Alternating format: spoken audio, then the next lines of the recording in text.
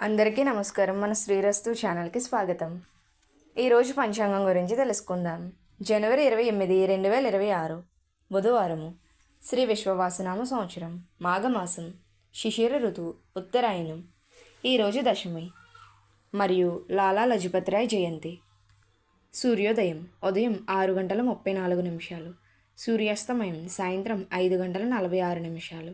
తిథి శుద్ధ దశమి మధ్యాహ్నం 2:29 వరకు. తదుపరి ఏకాదశి.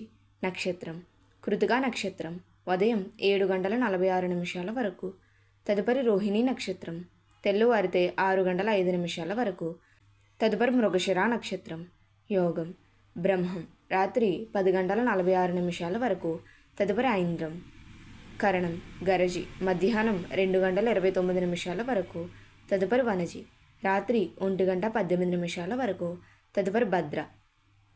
శుభ సమయములు ఉదయం 6:34 నుండి 8:26 వరకు.